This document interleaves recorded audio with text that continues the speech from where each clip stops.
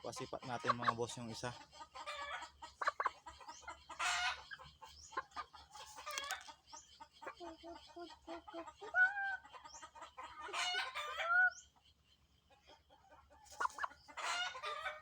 Ang haba na ng mga pang mga boss.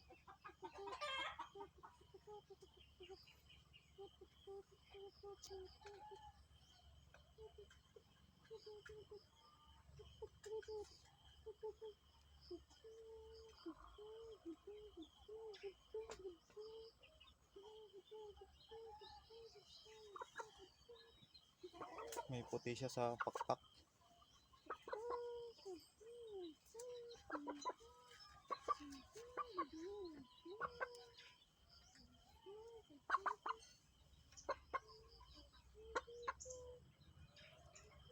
Tignan niyo mga boss kung gaano kaganda.